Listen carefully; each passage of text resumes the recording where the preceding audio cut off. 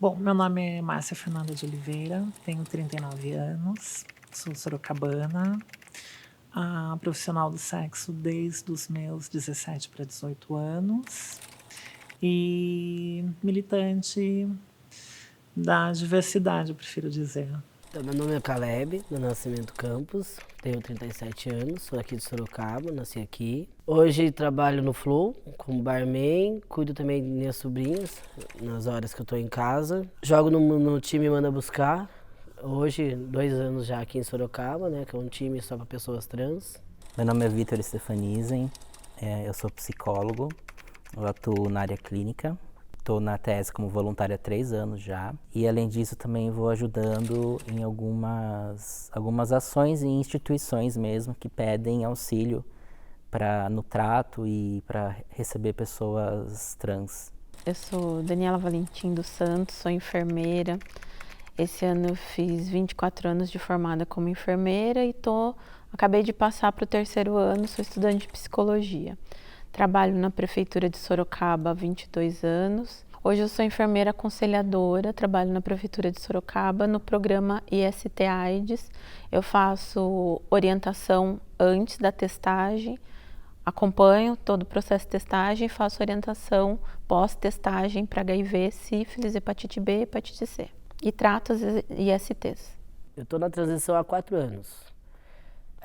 Foi bem confuso para mim, porque pela criação que eu tive, eu jamais chegaria perto de LGBTs, vamos dizer assim, entendeu? E para mim ser uma pessoa trans na minha criação foi bem confuso. Até eu entender que não era só gostar da roupa masculina, eu queria ter o jeito, a forma, da mudança. Fui entender com 33 anos isso tudo, para falar a verdade. Aí eu comecei a pesquisar, aí procurei alguns amigos meus, LGBTs, colegas e tal, que me indicaram a TS. Aí a TS, comecei a participar da TS, comecei a passar um psicólogo, antes de começar totalmente a harmonização, que também estava conseguindo médico. Na época, não achava endócrino, que eu trabalhava num lugar que tinha médico, mas o plano de saúde não tinha os endócrinos, mas não atendia, entendeu? Não tinha atendimento. Eu comecei com 16 anos e na época, né, mais de 20 anos atrás, não tínhamos tanta informação, a internet também não era acessível. E com isso, a primeira coisa foi conversar com a minha mãe e ela ainda tinha aquela coisa de pensar que estava ligado muito à identidade, muito ligada à sexualidade, né, à orientação sexual. Eu prefiro falar definição sexual. A partir disso, ela me levou no endocrinologista do convênio, né, convênio dela, e o endocrinologista ficou perdido. O primeiro não quis nos atender, se recusou, e o segundo ficou perdido, daí pediu alguns exames de sangue e pediu um tempo para ele se orientar. A partir disso, eu comecei por conta a tomar um hormônio que eu fiquei sabendo que era uma bomba na época, e de fato foi que quando eu voltei para ver o resultado desses exames, daí o médico já tinha percebido uma leve mudança aparente. E com isso ele brincou, que ele ia pedir novos exames, ver se eu ainda tinha fígado e rins, e daí começar um tratamento, né? Aí ele indicou uma injeção na época e eu passei a tomar 2, às vezes 3 no mês por conta, né? Tinha pressa. Com isso ele passou a pedir esporadicamente os exames para ver como estavam os órgãos, mas não foi um tratamento específico mesmo, até porque ele mesmo foi muito sincero em falar que era meio leigo nessa questão, né? Era novidade para ele. E logo em seguida eu completei 18 anos, a partir daí foi hormonioterapia por conta mesmo, muita loucura. Aí comecei a passar na TS, comecei a passar no psicólogo aqui, a entender mais e tal. Aí com isso eu comecei a harmonização sozinho, por conta também de eu não ter médico. E nisso eu venho há 4 anos fazendo harmonização só. Agora tem 2 anos que eu passo pelo SUS. Que aí que o SUS tá ajudando nessa parte de exame, que exame também eu fui fazer agora. Eu não tinha nem noção nem como chegar no SUS, para falar a verdade. Se tinha o tratamento, porque aqui em Sorocaba não tinha esse tratamento, né? Era tudo em São Paulo ou em Campinas. Mas agora São Paulo não está mais recebendo Sorocaba porque já tem uma quantidade muito grande lá. Então, o certo seria Sorocaba ter, né, esse atendimento para o pessoal daqui, entendeu? Aí depois que eu conheci algumas pessoas também, que é da TS e tal, que aí começaram a falar, não, vai ter o atendimento, começa a ir atrás, começa a ir nos postos, marca o clínico, para depois marcar o endócrino, para começar a correr atrás e mobilizar e mostrar que tem pessoas aqui em Sorocaba precisando do atendimento. Que foi depois com o time, comecei a falar com os meninos também, que a maioria já está indo pelo SUS, algumas estão tentando ser atendido, entendeu? Mas de primeira mão, ninguém aqui tinha conhecimento nenhum, não. A TS é uma instituição aqui de Sorocaba, né, formada por pessoas transgênero. Como em Sorocaba, assim como várias cidades do interior, não tem dispositivos na saúde voltados para a atenção de pessoas trans, acaba que a TS se torna a principal referência na cidade. Então, é onde as pessoas geralmente procuram quando querem algum auxílio ou precisam de algum serviço, né? Atualmente, além do serviço de psicoterapia que eu faço parte, também tem o serviço jurídico, que ajuda nas questões legais mesmo, às vezes processuais. E também trabalho de assistência social, né? Como na pandemia, existiu uma demanda muito grande por cesta básica. Então, eu venho de uma época que não existia nenhum nome social, né? E a partir disso, nós contamos muito com a boa vontade, né, do outro. Embora eu já tenha feito a minha retificação de mudança de nome e gênero, em 2015, eu acabo por me deparar ainda hoje com situações nesse tratamento que eu faço hoje em dia, que é a PrEP, né? Eu me deparo com profissionais da saúde fazendo questionamentos, desde querer saber se eu sou operada ou não, o que eu já expliquei para mais de um profissional nesse mesmo estabelecimento, que é o SAMI em Sorocaba, que não vem ao caso. Inclusive, uma das enfermeiras extremamente, sabe, não sei, não diria, acho que não cabe deselegante o termo, é além disso. Perguntou por mais de uma vez se eu era operada, até que eu respondi para ela, falei, amiga, eu vou ser muito sincera para você. Como você se sente? Eu perguntando como é a sua vagina. Vagina não são todas iguais. Ai, meu Deus, eu falei, então, você está perguntando basicamente o que eu tenho no meio das minhas pernas. É a mesma coisa de eu chegar para um homem e perguntar o tamanho do pênis dele, aleatoriamente. Oi, tudo bem? Como que é seu pau? E é isso que nós passamos ainda hoje no sistema público de saúde. Para mim conseguir o atendimento do endócrino, o clínico bugou. Eu comecei a falar com ele, na hora que eu comecei a falar, sou uma pessoa trans, preciso do encaminhamento do endócrino e tal, não sei o quê. Aí eu falei assim, eu preciso também do tratamento, de uma consulta com o ginecologista. O cara parou e passou a mão na cintura, você precisa o quê? Eu falei, então, eu sou um homem trans, eu preciso de uma consulta e tal. Aí ele chamou a enfermeira para conversar comigo. Aí eu falei assim, eu uso óculos e tal, eu preciso de uma consulta pro oftalmo. Ele, pra quê? Ele bugou assim, você entendeu? Então, muitos desistem ali. Muitos dos meninos já desistem ali no começo, porque as pessoas já não têm o interesse de atender, né? Tudo bem que, como que eu posso falar? Não é querendo falar mal do médico, entendeu? Mas hoje em dia, com nossos corpos já visíveis para todo mundo, seria mais interessante eles querer entender mais sobre. Muito psicólogo também não ajuda, não querem voltar para o tratamento, porque fala que não tem nada a ver com o que a gente é, como a gente é, entendeu?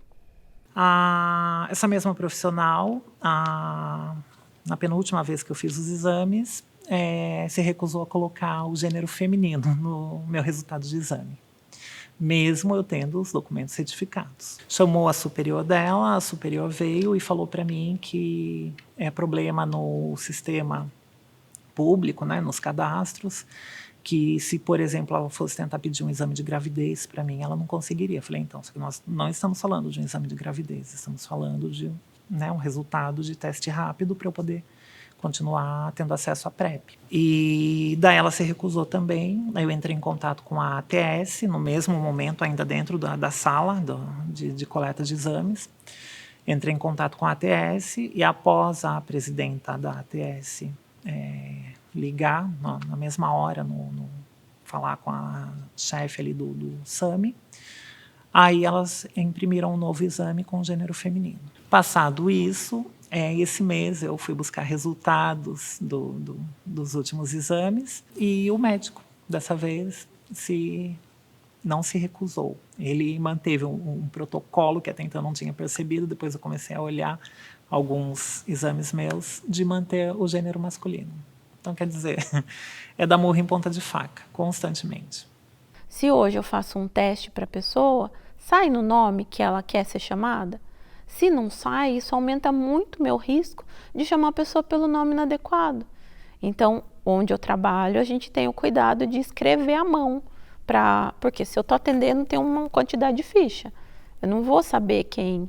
E aí, anota a mão para a gente já ficar atento e chamar pelo nome que a pessoa quer ser chamada. Por que é tão difícil garantir que isso esteja num documento simples como o exame? No cartão SUS isso já é possível.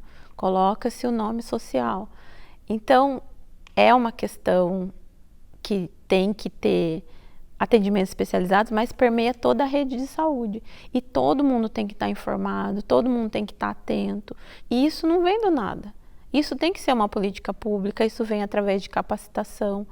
Porque eu brinco que eu acho até bonito quando a pessoa fala, eu não tenho preconceito. Eu falo, quem é essa pessoa? Eu sou uma mulher negra e eu tenho que me vigiar também, porque eu sou dessa sociedade que é racista, que é homofóbica. Então, eu achar que eu estou blindada, como a gente diz, né? Hoje eu sou alecrim dourado, que estou imune a tudo isso, é uma enganação. Então, tem que ter formação contínua, tem que estar lendo, tem que estar atento, porque isso machuca, isso afasta. Se a gente está falando numa sociedade que é preconceituosa, isso expõe essa pessoa, deixa ela mais vulnerável a ficar doente.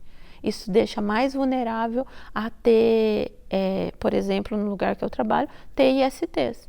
Porque se o mercado formal não contempla, a prostituição abre um caminho. E se é o único lugar que eu consigo uma ocupação, uma renda, será que eu consigo negociar o uso do preservativo? Será que eu consigo tomar todos os cuidados, fazer uso de PEP, PrEP, que são medidas de profilaxia, medidas de prevenção, que estão disponíveis no SUS, mas estão disponíveis aonde também?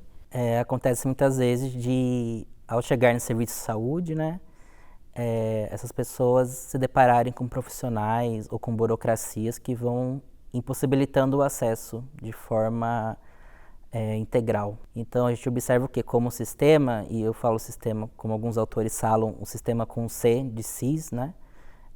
Como esse sistema também vai reproduzindo opressões e violências, impossibilitando o acesso a esses serviços e jogando essas pessoas novamente para as margens da sociedade. Por isso a importância de uma saúde que seja comprometida socialmente, tenha um olhar crítico também, porque isso vai possibilitando cada vez mais o acesso de mais pessoas a esses serviços que são um direito garantido pela Constituição. Fiquei até famoso no postinho, porque tanto de ir e voltar, porque até chegar onde está no Santa Lucinda, eu passei por 4 ambulatórios diferentes. Então teve todo um percurso de ficha, vai ficha, perderam o exame meu nesse procedimento, que aí eu tive que refazer o exame. Nesse procedimento do SUS, a gente ficou alguns meses sem hormônio, que deu muito problema para os meninos. Essa parada brusca assim, de hormonização no corpo da gente, como se fosse um chacoalho muito forte, porque nisso a texto vai lá embaixo.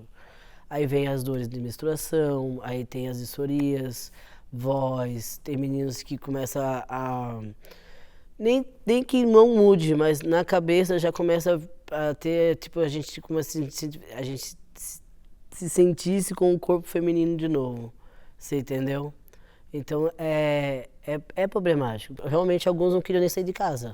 dos meninos lá, por conta do hormônio, por conta de não estar com hormonização.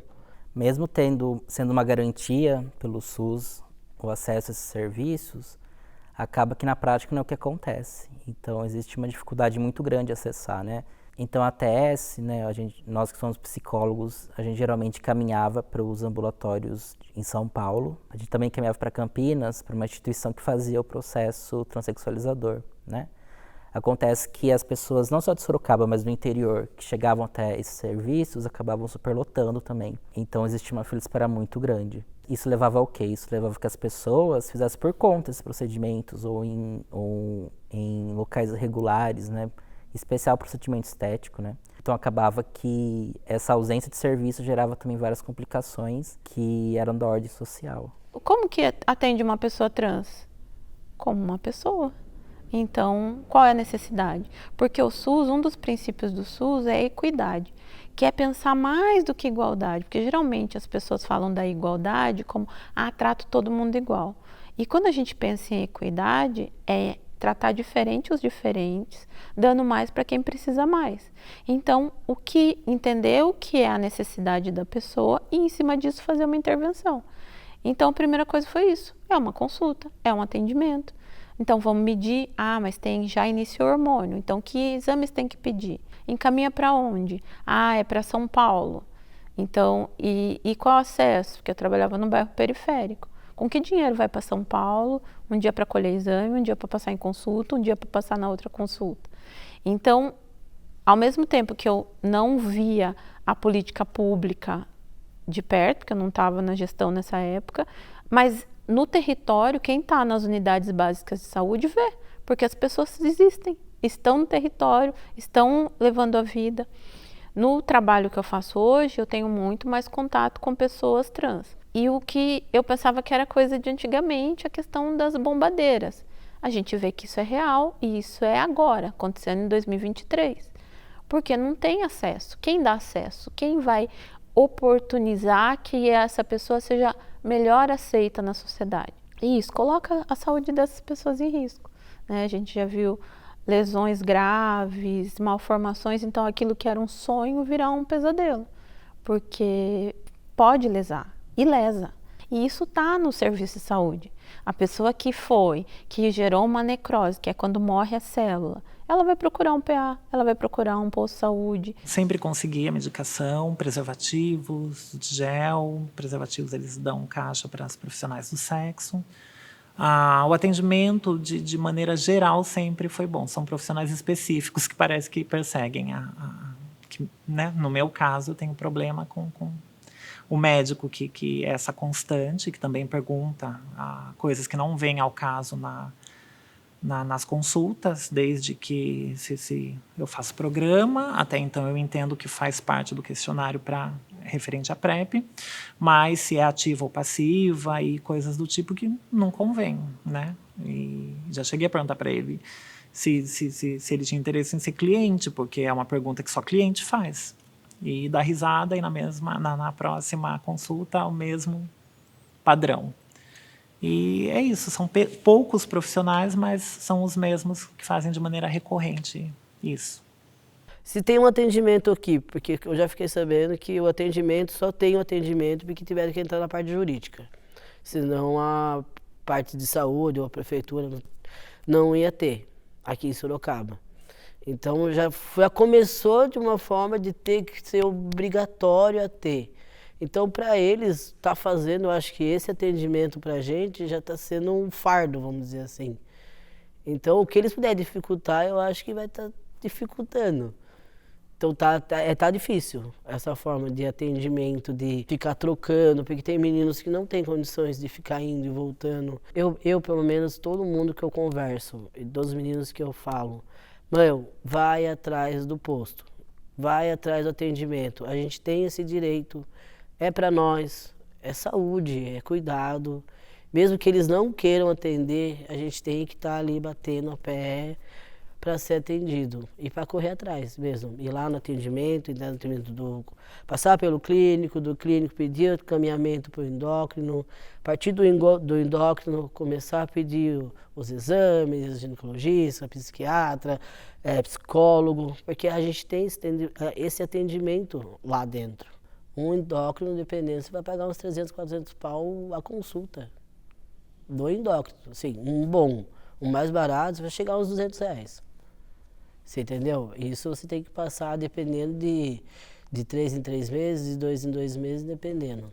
E se é com receita, depois de 15 em 15 dias, você tem que passar mais tempo ainda no médico. Os hormônios estão chegando a 300 reais. Tá muito caro. Tá muito caro, não dá. Não dá. A maioria dos meninos ou estão sem trabalho, ou começam a trabalhar, mas o pessoal não quer registrar.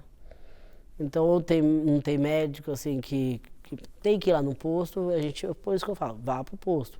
Que tá tendo, mais ou menos, mas tá tendo atendimento. Porque se também a gente começar a ficar aplicando no clandestino, vamos dizer assim, também tem os seus problemas. Porque aí a gente não tem o cuidado da texto no corpo, se subir demais pode ter infarto, pode ter trombose, pode parar rim. Qualquer cidadão que está dentro, qualquer pessoa que está dentro do território nacional tem direito ao acesso ao SUS. Se ela for da Alemanha, se ela for... Até se vier extraterrestre tem direito, se estiver dentro do território nacional. E como que a gente não consegue tratar bem as pessoas que já estão aqui? Então, acho que é um pouco desse exercício que a gente precisa. E eu preciso, não estou no Olimpo, eu tenho amizade com pessoas trans e sendo uma mulher negra a gente critica muito isso, né? Não sou racista porque eu tenho um amigo preto. Não te blinda, você tem que prestar mais atenção, tem que estar atento, porque a gente reproduz o que está na sociedade. Bom, eu acredito assim, né, que a população LGBT, que é PN+, é o bode expiatório de vários movimentos ultraconservadores que vêm surgindo. Então, quando a gente fala que existe um serviço específico no sistema de saúde público, que as pessoas podem frequentar abertamente, que vão ser respeitadas e tudo mais, esses movimentos ultraconservadores não gostam também, porque esses movimentos tendem a jogar as pessoas, em especial as trans, no lugar de exclusão, né? No lugar de à margem da sociedade. Então, esses movimentos ultraconservadores vão tentando boicotar de todas as formas possíveis. E a gente boicota primeiro como, né? Pelo silenciamento, até chegar ao esquecimento, né? Então, são várias questões que vão permeando essa discussão dos ambulatórios, né? E não é só uma questão burocrática, uma questão de dinheiro, né? Uma questão de orçamento, né? É uma questão também dessa lógica que a gente está inserido, essa lógica cis heteronormativa. Então, até então, as pessoas que eu conheci, que eu conheço, que fizeram tratamento, tinham que ir para o HC em São Paulo. Mas aqui em Sorocaba não sabia do ambulatório e soube quando a TS estava atrás e tudo mais, mas depois eu não acompanhei o processo, então não sabia não, e não conheço ninguém que faça por aqui o tratamento. Eu não sei, eu tenho para mim que convém, né, a desinformação. Num contexto geral para a população, né, quanto menos informados, menos acesso nós temos e menos questões nós causamos, né, nós questionamos, menos nós questionamos. E com a população trans não é diferente. Eu acho que quanto menos souber, menos vai atrás, menos acesso nós temos. Eu acho que é mais a gente estar se mostrando mais, colocando mais a nossa cara aí na luta, mostrando que a gente existe, procurando mais empregos, tentando estudar mais, para a gente estar mais visível, eu acho que nessa parte, para mais entrar na parte política, poder lutar em favor, não ter medo de colocar a cara a tapa. Porque muitos têm medo de até andar aí na rua. E eu, hoje em dia, eu até arranco camiseta para mostrar que o meu corpo está aqui. Com cirurgia, sem cirurgia, eu estou aqui andando como todo mundo precisa, como pode andar, entendeu? E fazer a sua vida acontecer. Tem resistência da comunidade, tem resistência de profissionais de saúde, tem resistência de uma base de pessoas que... Mas o SUS está gastando dinheiro com isso? Por que não está gastando lá, não sei aonde? Como se as coisas fossem concorrentes. Tá faltando dipirona, sei lá, em algum lugar? Tem que resolver isso, mas isso não é concorrente com o tratamento de uma pessoa que precisa ser cuidada. Então, falta essa compreensão. Por isso que é importante fazer essa discussão com toda a sociedade. Por isso é importante envolver os conselhos de bairro, fazer essa discussão nas escolas, porque não tem nada dado. Mesmo estando na legislação, quantas leis a gente tem que estão lá? O próprio SUS, vários artigos são negligenciados. Então, o nosso exercício é ter a lei e fazer cumprir a lei. E para isso a gente tem que envolver toda a sociedade, porque tem resistência. A gente tem resistência de vários lugares. E isso é muito ruim, porque é importante até a pessoa conhecer onde eu trabalho mesmo. Quanta gente chega lá e fala, nossa, eu não sabia que vocês existiam. Então, até a pessoa conhecer, poder indicar uma outra amiga. Se isso vai mudando muito de lugar, a gente dificulta. É mais um empecilho do processo. Então, eu acredito que falar que o corpo é político é colocar esse assunto na mesa de todos nós, é colocar esse assunto em pauta para que a gente possa discutir e entender.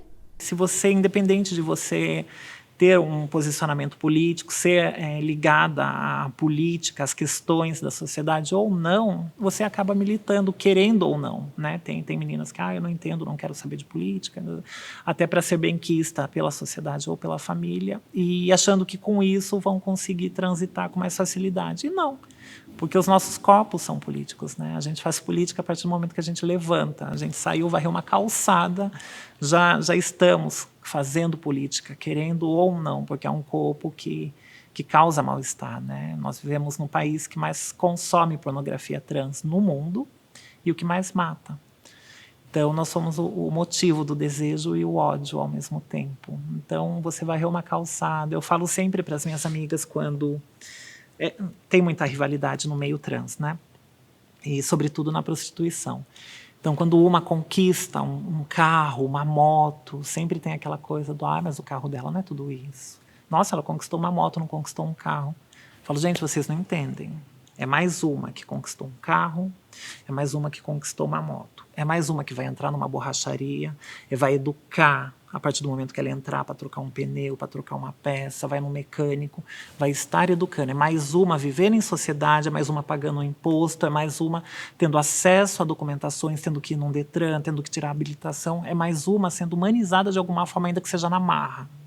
É mais uma se vendo obrigada a usar dos serviços públicos e também tendo que ter acesso a essa coisa da casa, do carro, do apartamento, dos bens que fazem com que a gente viva em sociedade. E com tudo isso, são os corpos transitando no meio da multidão, querendo ou não a sociedade. E isso é política para mim. Eu falo, querendo ou não, nós somos corpos políticos.